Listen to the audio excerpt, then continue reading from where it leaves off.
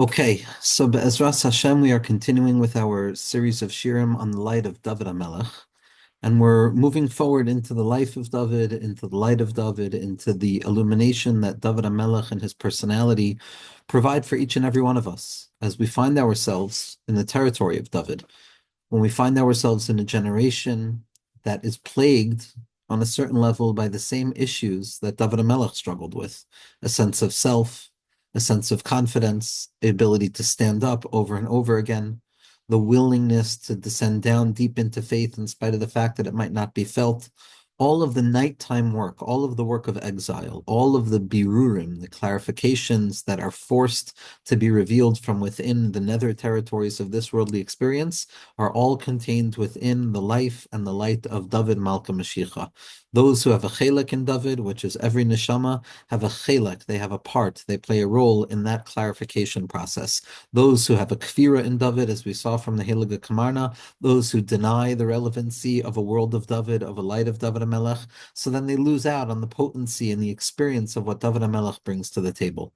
But it behooves us, just as we connect ourselves to the light of Yosef HaTzadik, just as we work to refine ourselves in the degree of righteousness and tzidkus, and to be as clean as we can be, and to be as good as we can be, and to do every ounce of effort imaginable at every moment in the path of Mashiach ben Yosef, we also have to cultivate for ourselves the perspective of Mashiach ben David. It's the number 7 that follows the number 6. It's David that follows Yosef. Yosef HaTzadik, the pathway of the Tzaddik, represents a clean way of living, a clarified way of living, where there's really no deviation away from what it is that I do. I know what I do, I know what I want, I know how to do what I want, and I know how to accomplish what I want. And that's going to be the framework of a Yosef HaTzadik orientation, of that hyper focus on that which is most essential. But what happens when a person deviates? What happens when life or reality forces a person to be knocked off the straight line, where a person falls and they tumble down into the territories of concealment and they encounter the abysmal depths of self or chaos or whatever it is that takes a person away from themselves? What happens then? If all we have is the technology of Yosef Atzadik, if all we have is the intensity of care and concern and focus and limit that must be placed on the self, so then when a person falls, and a person always falls in one way or another, then we're not going to know how to deal with ourselves. If we're restricted to the tzaddik mindset, if we're restricted to that world of the Yesoid, of Yosef HaTzadik, of Mashiach ben Yosef, so then we will know how to function when we're functioning well, but when we're not functioning well, we'll feel that we're down in the dust and we'll be filled with a busha and a klima, which is the opposite of the shmira by Yosef HaTzadik. It's the territory of David Malka Mashiach. It's David HaMelech, the world of Malchus, that is the territory that we need to cultivate an awareness of. Because after a person falls, in whatever type of fall they encounter, and every slight deviation away from Emunah can be considered a fall. A person does not need to fall anywhere in order to experience the full gamut of what it means to have a spiritual fall. As the Zohar Kadosh teaches us, all that it takes to be considered as one that has understood the process of death and the descent away from clarity into concealment is to go down one level beyond what I usually know. And so concealment, struggle, these falls, they don't have to be big whatsoever. They can be momentary blips in the radar of the mind. By the true tzaddikim, ein tzaddik ba'aretz asher ya'asa tov v'lo yechta. Even the tzaddikim gedolim fall. What does that mean that tzaddikim gedolim fall? That even the slightest deviation away from the Ratzon of HaKadosh Baruch Hu, even the slightest blip on the radar where the mind is no longer occupied by the infinite saturation of godly presence, so that can be considered a Yerida that can never be understood because of how far down that Yerida goes. The point is that the Yerida does not have to be descript. It doesn't have to be a specific event or a specific type of experience in order to be considered a Yerida. It's just the shape and the framework of the mind in its relationship to itself and to HaKadosh Baruch Hu, and when the self feels that it's falling, or when the person feels that they are no longer operating on that level of faith that they are capable of experiencing, that's enough to cause a person to reflect on the nature of a fall. This is the secret of Ad Hechan Tachlis Yisurin. David HaMelech is the world of Yisurin. David HaMelech is the world of Malchus. David HaMelech is the world where the natural order of things appears to break open or destroy any possible spiritual framework that we apply to it. It's that fierce process of nature that operates in its apparent own set of settings, where it appears to be devoid of the eyes of Hashgacha, God forbid. And in that world of the wilderness, in that world of the Ya'ar, of the Midbar, of those desolate places and the emptiness that is found in those places and the terror that comes from those places and the abject nature of those places, that is the world of David Malka Mashiach. So David HaMelech is going to bring us face to face with the world when it appears to be devoid of its significance, of our inner worlds where it appears to be devoid of significance. And so it's fundamentally important for us to maintain the Yosef mindset. We have to be Yosef at every second. But at the same point, we have to also make room for ourselves to live with the David mindset, which is Ad Heichan Tachlis Yisur, and what is the purpose of struggle? To what degree does it take for a person to be considered as a Talmud of David HaMelech, as somebody who lives with struggle, as a Bal Yisurin? And Chazal have the most liberal understanding of what suffering is, because all that it takes to be considered as a person who suffers or experiences suffering is one who has tasted even one iota of a deviation away from our intentions or our desires. I want to find 100 coins in my pocket. I want to find $1 in my pocket. Instead, I find 99 cents, something that seems so slight and such a hair's breadth of a deviation away from my original intentionality and my desire for the day, when seen through the lens of a spiritual perspective and an awareness of the depth and the potency and the space from whence the Jewish soul emerges, that meaningless discrepancy, that minimal deviation away from the intentionality and the desire that I expected for today, is enough to cause the Jewish soul to tear the world asunder. It's enough for the soul to experience isolation and distance and alienation from God, because even one moment where I feel that I'm lacking the perspective of Hashgacha, it's enough to make a neshama feel that it has fallen down to the lowest places of the entire world. Now, we don't feel this, obviously, the tzaddikim feel this, but the soul keeps score. And in the Yechida Shebenefesh, in the most private place of the soul, that place that is identified with David HaMelech, it is in a state of perpetual strengthening, a perpetual act of getting up again, because the soul, as long as it doesn't live in absolute dveikus and unity and achdus and emunah, so then consciousness that is devoid of that can be considered the biggest yerida in the world. And so every moment we're always coming out of the biggest yerida. Every moment in the world of David HaMelech we're remembering. And if I'm remembering God, that means that for a slight moment I forgot God. And in that forgetfulness of HaKadosh Baruch Hu, the self is floundering. The self is flaying around trying to grab hold of some element, some vestige of confidence and faith and something that can give us comfort. And in that place, we all have the secret of being Bali Yisurin, and being Bali Yisurin who have the ability of being Makabal Yisurin Ba'ahava, and also transforming that territory of the Yisurin. This is the place of David Malka Mashiach. David HaMelech spends his days examining both sides of existence. When we look at the world, when we look at Metzius, whether we're looking at it from the abstract sense of a Seder of Hishtalshalis, or whether we're looking at it from the lived sense of the psychological inner world, to operate within the space and the frame of David HaMelech means to operate in the world of Malchus, operate in the world of revelation. Malchus is that which takes shape in accordance with the external confinements of this worldly reality, that lowest place in which HaKadosh Baruch Hu wants to be revealed. And it's this very low place that at the same point, as we've learned over and over, is rooted in the highest place imaginable. That Malchus, because it's rooted in the loftiest place at the uppermost territories of Keser and the secret of Reshad Lois Yada, that certainty of David Malka Mashiach, which we spoke about, it's only from that lofty place that breaks the system of concealment that we can then, from that vantage point, to understand how Malchus descends down into the territory of concealment that we find it in.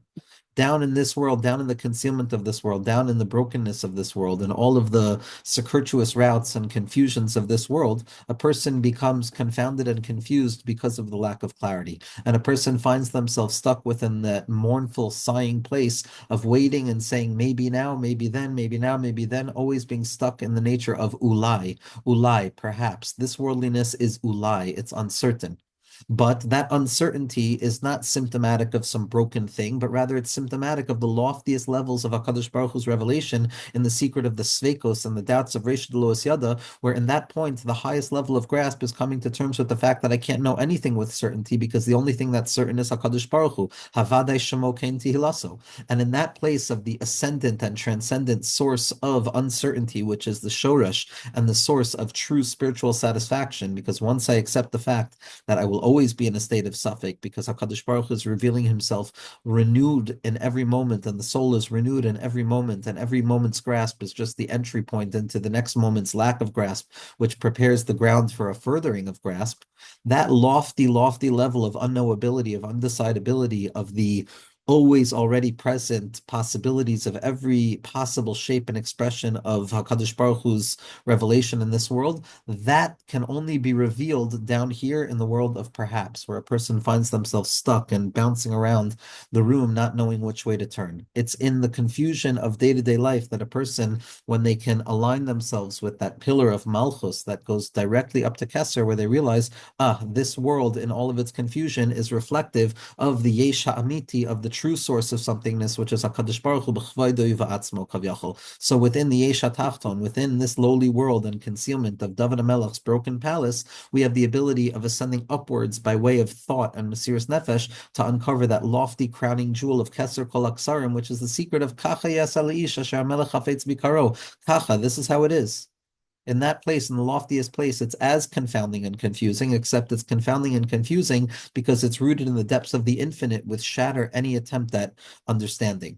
And so in that lofty place of the inability to understand, we find that there's symptoms that come down and make us feel like we're living in doubt and undecidability. And that's what we do when we connect the ulai of this worldliness, the questionable nature of this world, where we don't know what's what, and we don't know what's up or down, or who's right or who's wrong, or what the next thing to do is, or what I need to be doing for myself, or what the decision should be, etc., etc. When a person closes their eyes, takes a deep breath, connects themselves to their Malchus, which is the Emunah Kol Zos, their Makabel Ol Malchus Shamayim, they accept the fact that they're a Merkava and just a revelation of a Kadosh Baruch Hu's infinite desire in this world. Immediately, a person can mimedaleg al harim mekabetz al hakvaot, that a person can jump beyond all distances and they can run all the way up to the shirish of all things, which is the secret of Keser.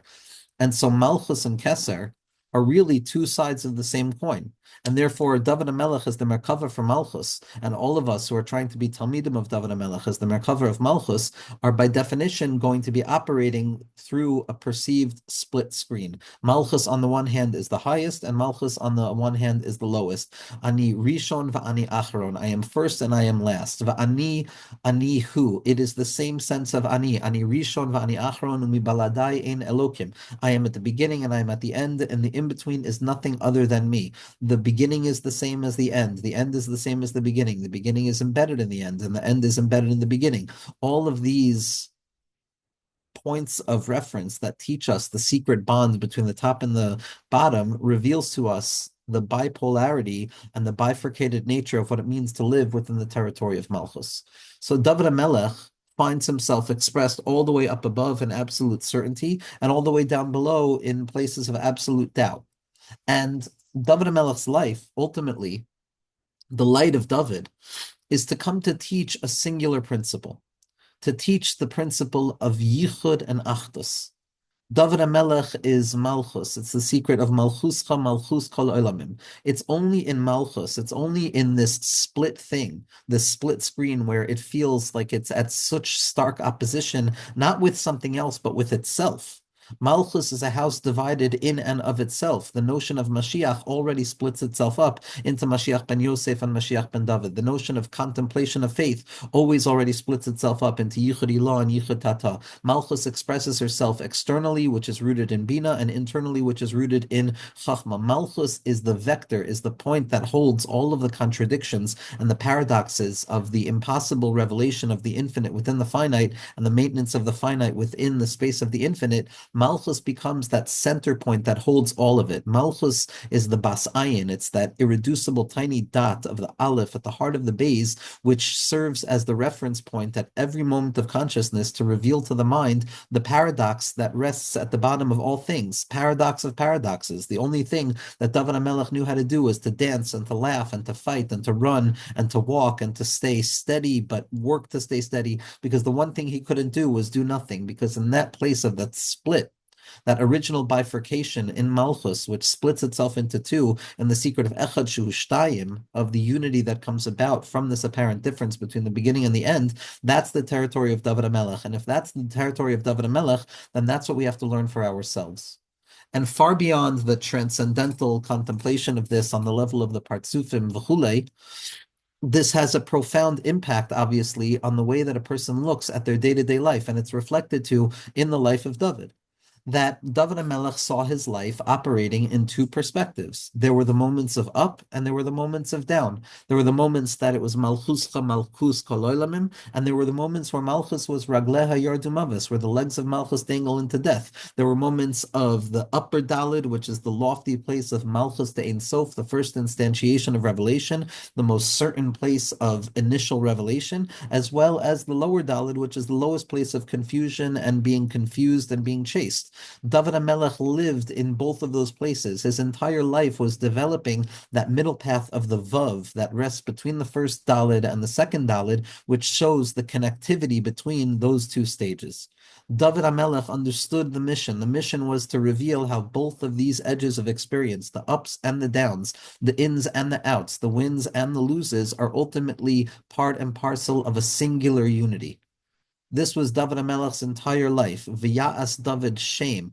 David HaMelech made a name. What does it mean to make a name of HaKadosh Baruch Hu? A name of HaKadosh Baruch Hu is a revelation of HaKadosh Baruch Hu. Because we can't grasp the essence, we can only grasp the name of the essence, so to speak. So too, with regards to the Midah of Malchus, David HaMelech understood that each and every person's life is its own thing. Each and every person's experiences in this world are their own ups and downs. Each and every person experiences their individual exiles in their own way, and everybody perceives the collective exiles in their own way, and each person lives with their own mind and their own heart and their own body. And that story of the individual's life, that story of the loss of the Bas Melech and the princess being exiled, and the slow and steady process of returning the Bas Melech back to the king, of bringing Malchus back up to Keser, of sweetening anger in its root, each and every person will have their own narrative. As David HaMelech says, and as Rabbi Nachman explains in the first teaching in Sichos Aran, Ki ani yadati, I know, says David HaMelech, I know how great God is. I specifically, because I cannot explain it to anybody else, nor can I even explain it to myself. And that's not just true for David HaMelech, that's true for each and every person,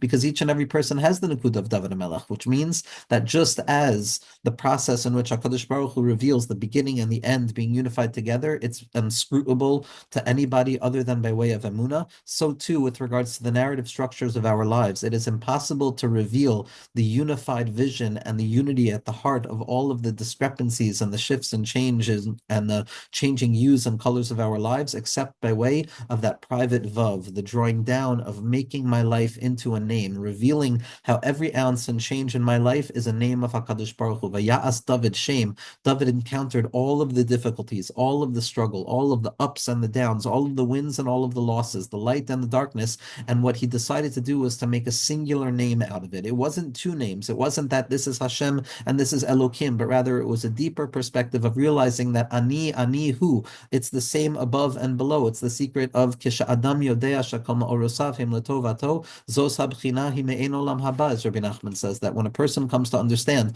that both this and that, the up and the down, are both for the ultimate good, the goodness of that light of Malchus, of Tov Roi, that ability to see the good point in all things of David HaMelech's Emunah, which is entrenched within each and every one of us by way of Yichus and by way of DNA. We all have that secret of Va'ani Tefillah, that I am perpetually prayer. We all have the ability of being mechaber above and below and making a singular name, making a singular yichud out of our entire lives. That's our avoda in this world, to be like David, to create unity within the apparent discrepancies of our lives. Because if a person looks at themselves based on their moods, if a person judges who they are based on the momentary feeling that they're experiencing in that moment or in that day or in that week or in that month, so then a person is going to feel that there is a schism within the self, that there is a multiplicity within the self, that there's a war going on within the self. And it's for good reason, because there is a war going on within the self, and there is difficulty going on within the self, and there is all of these battles going on within the self. The only Eitzah is to draw all of that into unity and to allow all of those chaotic forces and various parts of the self to unify together to reveal a whole that is greater than the sum total of its parts. And the secret of the partsuf, and the secret of David HaMelech making a name.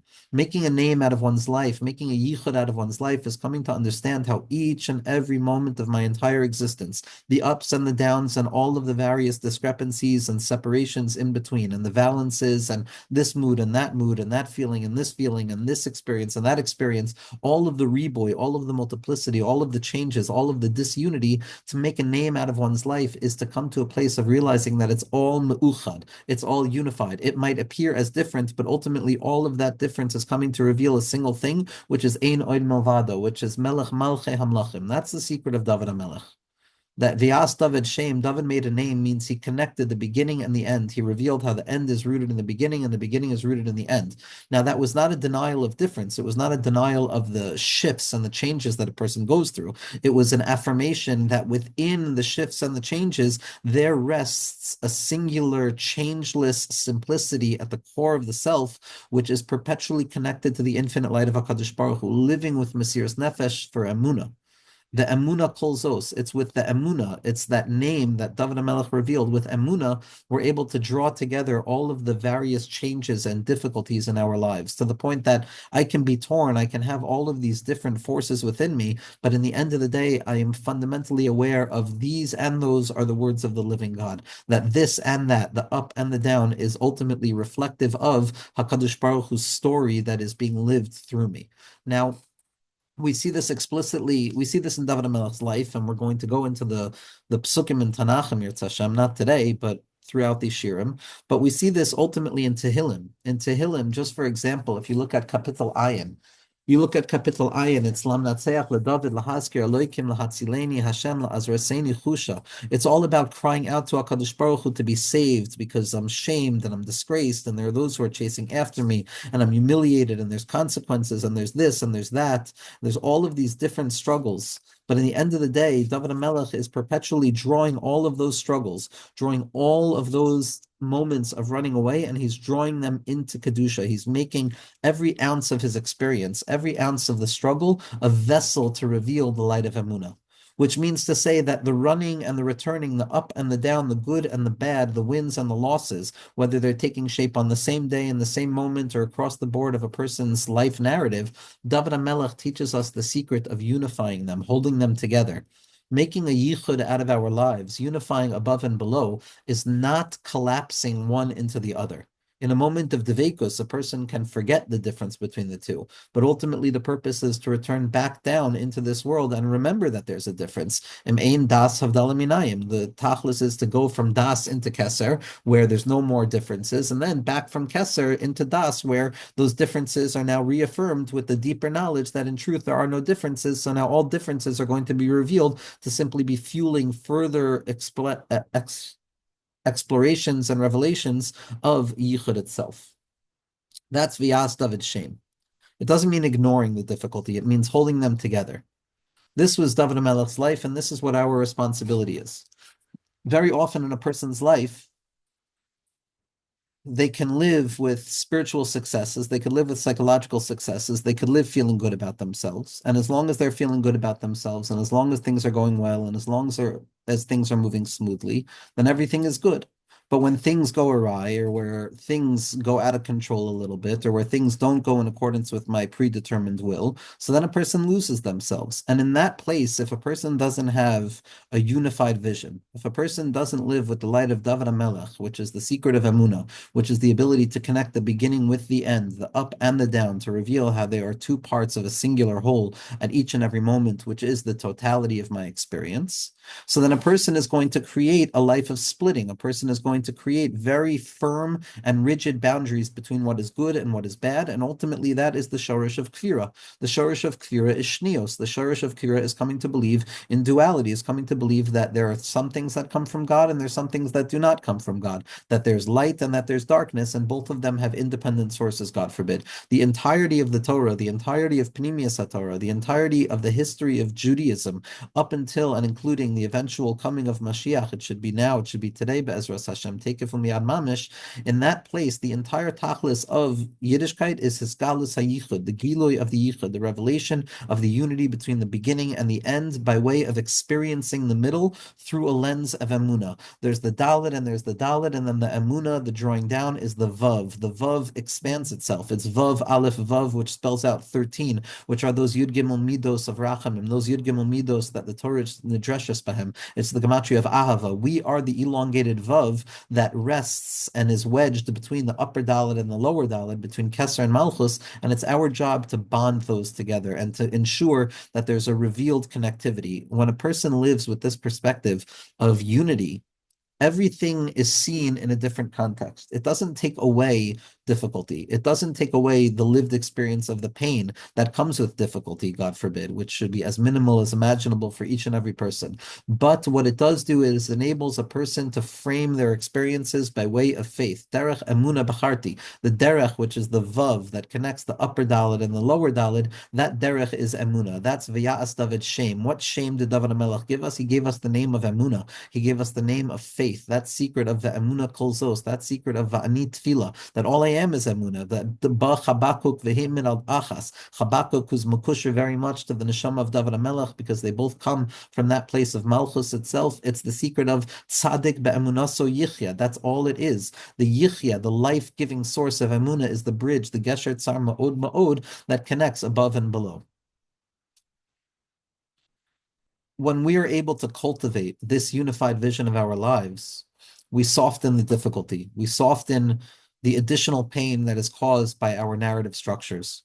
We might not be able to avoid the day-to-day experiences of this world. We might have to grapple with the consequences of what it means to be a human being in this world. But the place in which we have bechira in our minds and our hearts is the narrative structure, the sipurim that we tell ourselves. This is the secret of Tehillim. David HaMelech was going through what he went through. Nobody saw the lights of Tehillim. David HaMelech was experiencing life, being chased and chasing this and running there and being chased over here and all of it. David HaMelech was singing his private song. David HaMelech was being misboided. The hisboidedness of David HaMelech, that isolation of that encounter with God in his own most solitude, is what Tehillim is for us. And the secret of Dovid HaMelech is that it's imprinted within each and every one of our DNAs to the degree that we can find ourselves in that elongated vav of Dovid, that secret of faith, that ahava, and that achdus that enables us to connect the good and the bad and to see how all of it is ultimately revelatory of HaKadosh Baruch Hu's light, to minimize the suffering that comes about by judging things negatively, to minimize the frustration that comes about by thinking that by dwelling on the negative, I'm going to fix something, to save ourselves from that dizzying, terrifying space of the moment where I doubt something, or the moment where a person falls, God forbid, into the tehom of kfira or yesh. Emunah protects a person from those places. Emunah is the tool. It's what gives us strength to face them with pride, to face them with strength, and ultimately to transform them and to force them to secrete the light of goodness that is hidden within each and every one of them. Every ounce of suffering becomes another pasuk in Tehillim, becomes another encounter of screaming out to HaKadosh Baruch Hu with joy, of screaming out to HaKadosh Baruch Hu with a complete and utter disregard for what it appears to be, and a deep and abiding sense of trust in that which we know it truly is. That is the light of David HaMelech. We no longer regret. A person who lives with a separation, a person who lives with that separation between the good and the bad, the above and below, is going to spend their life hyper-focusing on the good moments of their lives, tending towards their wins, trying to memorialize them, trying to make them last longer than they actually do, because we're going to despise the losses and we're going to be terrified of looking at those moments where we felt off in our spiritual or psychological worldviews. But when we live with the Emunah of David HaMelech, which is the secret of being ma'arich be'echad, the secret of the Dalid, which is elongating the utterance of the Dalid to reveal that within that Dalid is all of the worlds of separation and all of the worlds of unity being joined together, and the secret of echad, that Mesiras Nefesh for echad, which contains the Yichud Ilah and the Yichud Tata within it. Shema Yisrael Hashem Elokeinu Hashem Echad is the Malchus in its highest place, is Emunah, where everything is wonderful. Baruch Shem Kavod Malchus L'Amvod is the Yichud Tata, it's where we find ourselves in struggle and in stuckness.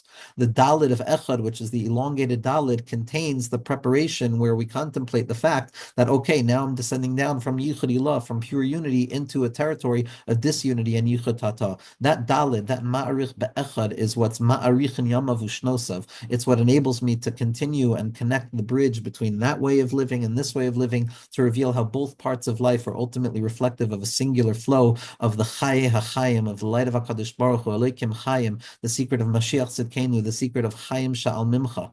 This was David HaMelech's ability to unify the narrative, to not see life through a split screen, but to see it as one unfolding process of a story that has not yet been completed.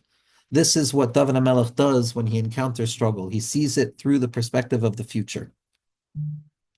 And we can do this in our own lives. We spend so much time splitting between our experiences. We spend so much time judging the balance of our experience and regretting the past and regretting the struggle, wishing we can scrub it away, cut it away, get rid of it. But ultimately, Dovid HaMelech teaches us a different thing. Dovid HaMelech teaches the secret of Teshuva. What's the secret of Teshuva? Teshuva is the recognition that that which happened in the past is not completely separate from that which is happening right now. The past may have been down in the stuckness. Right now, I feel like I'm up. And I would think that in a moment of up, I have to erase all of the previous stuckness. The secret of Teshuva teaches me that no, the purpose of being up is to be able to draw out the light from the past and reintegrate its purposefulness into my worldview so that I come to a deeper understanding of Ani Rishon v'Ani Acharon mibaladai ein Elokim, that I was there also, says Hashem. Every ounce of Teshuva is realizing that, wow, Hashem was there also. I was okay there also. And I can fix, and I can believe that I can fix. It's the prerequisite for being a Jew with faith in this world at this point, because otherwise, if I don't believe this, then it's all too broken. It's all too broken. But as Rabbi Nachman teaches us, the Dalid teaches you about the other Dalid. Imatama amin sheyicholim lekalkel, which is the lower Dalid, ta'amin sheyicholim letakein, which is the upper Dalid. Just as imatama amin she'efshar letakein, which is the upper Dalid, then a person has to also come to understand that there's also going to be kilkul in a person's life. It's only in the yichud of those two Dalids that we're going to uncover the light of Dovid HaMelech through the light of Emunah. And when we're able to incorporate and integrate all of those fallen parts of our experiences that we feel regretful of, that we feel were wasted, once we do the prerequisite scrubbing away, then we uncover the light of Teshuva, that light of Dovid HaMelech, that he was Hikum Ol, he taught the world the secret of Teshuva, because after Dovid HaMelech fell, and we're going to discuss Dovid HaMelech's falls and what they teach us, and the apparent falls of David, which are ultimately the book of David. It's the book of teachings of Dovid HaMelech. The Sefer HaRefuos that Dovid HaMelech hid away is given to us in the secret of the Yeridos that Dovid HaMelech experiences, so that we can each learn the healthy process of Tzadik Be'emunah Yichya and Sheva Yipol HaTzadik V'kam. That's how we destroy Amalek, which is how Dovid HaMelech killed Goliath, as Rabbi Nachman describes, as we're going to see. That when we're able to draw together our experiences, when we're able to create a unifying vision of our lives, we live with a certain sense of connectivity. We live with a sense of okayness. We live to give space to the struggle. We live not with celebrating the struggle, God forbid, but learning from the struggle, coming to understand that as a human being, the greatest thing that I can be is a human being. And that most of the mistakes come from thinking that the main thing a human being is meant to do is to be a malach. And the Torah comes and teaches us over and over and over again that no, the goal of being a human being is to be a human being that serves Hashem. The human being is not a fallen malach. The malach, to a certain degree, is of a lower level than the human being. The human being is the secret of David Malka Mashiach, that secret of Adam, David, and Mashiach, that full unfolding process of being human, which is realizing the middle process. How do I deal with the separation between the beginning and the end, the good and the bad? Where do I find myself in that breach that seems to separate the previously held unity? And it's in that place that Dovid HaMelech is revealed. It's in that place that the light of David shines brightest, where we have the ability to draw together the illumination of our past and our present, to show the purposefulness of all things. There's a Soid Yesharim that we're basing so much of what we're talking about on, and it's in Os Aleph on Shol Shudas of Cholamoid Pesach. But to summarize, and I'll share a picture of it afterwards, is that David HaMelech, we know, is David HaMelech Chai V'Kayim. David HaMelech doesn't die. David HaMelech lives. How is it that David HaMelech lives? Because David HaMelech understands that he doesn't have anything that he can lose. Chaim Sha'al Mimcha. David has no life of his own. David has no ability to discern this is good and this is bad for me. These are my good days, these are my bad days, and I want to ignore my bad days and only focus on my good days. David Melech realizes that all of his days come from HaKadosh Baruch Hu. All of his days, the good and the bad days, the days of hate and the days of love. And ultimately, because David HaMelech understood that none of his days were his own, he understood that his days are the painting pieces of HaKadosh Baruch Hu. And just as HaKadosh Baruch Hu wants to be painted that day, so too is going to be the nature of the day.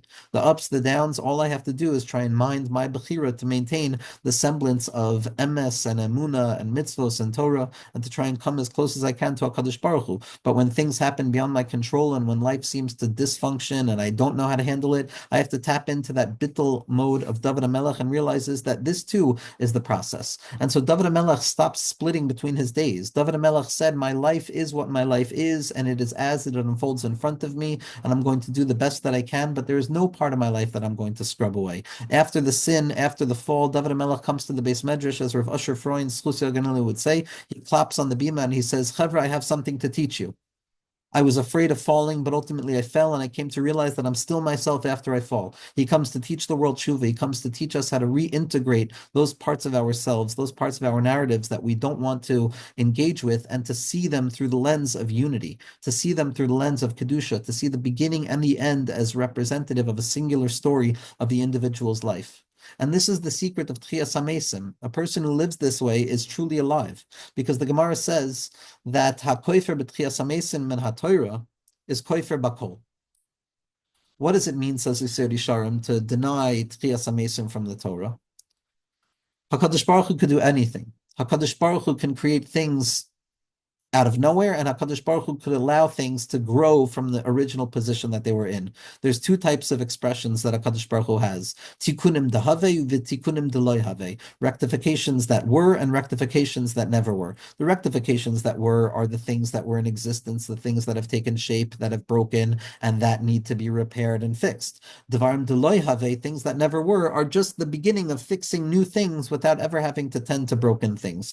The secret of Mashiach Tzidkenu, the secret of Tchias HaMesim, is tikunin dahave. It's the secret that all of that which was, all of the struggle that which was, and the burdensome task of being a human being in this world and occupying the territory of the lower Dalid, all of that is in and of itself the motivational pulsation that is eventually going to be revealed through the secret of Tchias HaMesim, so that what happens after redemption is not separate and apart from that which happened before redemption, but rather it is the sum total and the culmination and completion of the processes that took shape prior to redemption. That is the fullness of Tchias HaMesim, where the end and the beginning are going to be revealed to have been part and parcel of a singular flow. Had it been that Tchias HaMesim was just a completely new thing, so then it would seem that the previous experience in life was one thing, and now there's Tchias HaMesim, I'm being started anew as a new tzaddik. The Heilige Yesod Yesharim says as follows, that Tchias HaMesim min HaTorah minayin. We believe in Tchias HaMesim, but we believe in Tchias HaMesim from the Torah. The notion of Tchias HaMesim is Hashem could create anything that he wants, out of scratch, new,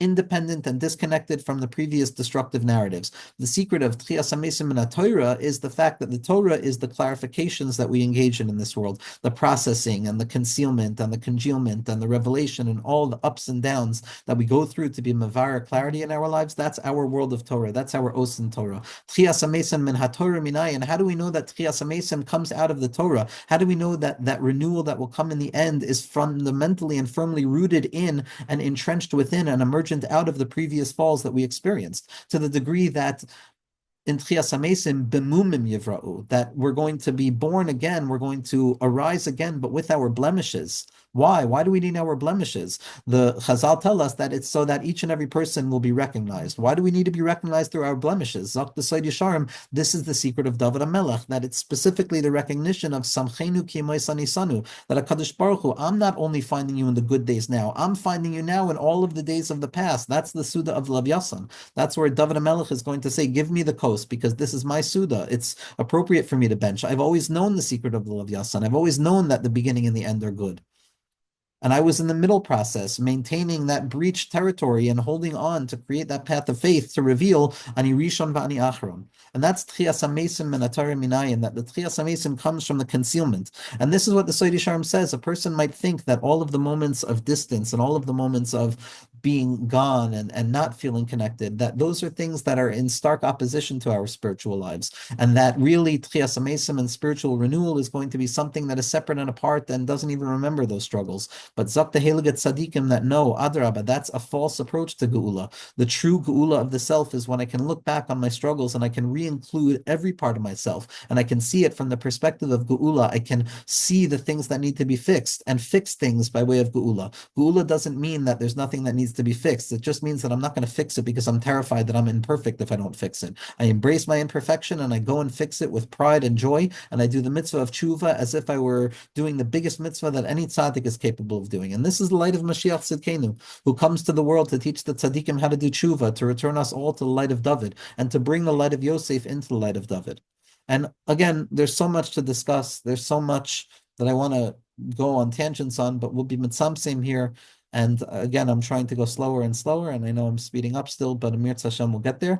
And to live with this recognition of Ani Rishon v'Ani Acharon, and to look at our lives through the lens of Dovid HaMelech, that whatever I see, Hashem is speaking to me there. Wherever I encounter myself in accordance with my Bechira and my Yira Shamayim, which is the only thing that I can choose in this world to set limits for myself and to create the framework in which where I want to experience life, that pathway of my life is going to be a place where I am forced to see the goodness. I'm going to see Tchias HaMesam. I'm going to live the light of David Malka Mashiach, which is David Melech Yisrael Chai V'Kayim. It's always alive. It was alive then. It's alive now. It's the same now as it is then. It's the secret of Zeh Hashem Kivinu Lo, as Rabbeinu says. Rabbi Nachman says that what we're going to say is Taka Sudam Hat Habir Gehept. This, the way that Hashem is revealing to Himself to me in the end, is exactly as I perceived Him to be revealed in the beginning, because I was the same throughout. Hashem was there with me throughout. I'm myself throughout. HaKadosh Baruch Hu is in every ounce of experience. There's never a moment in history in our own lives where HaKadosh Baruch Hu is not found. It's just dependent upon our capacity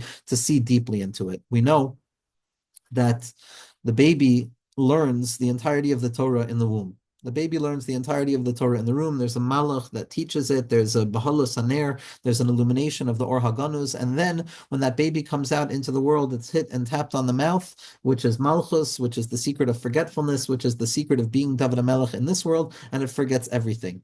But there's also going to be a malach that meets the person on the way out, the malach that takes a person into the next world. And again, this happens each and every moment of our lives where we're encountering the malachim that give us more insight into Olam Haba as well. And it also happens at the end of a person's life after 120.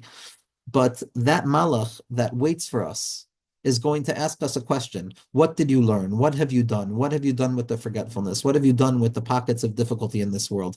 And ultimately, it's going to be our task to reveal the connection between the end and the beginning. But what the Vilna Gaon says, and it's a unique contribution of the Gra, but it's also pinpoint into the core of what the Gra is teaching us, which is all about this Vav, which we find in the middle of the Torah in this week's Parsha, the Vav of Gachon, which is the burial place of Moshe, which we'll discuss.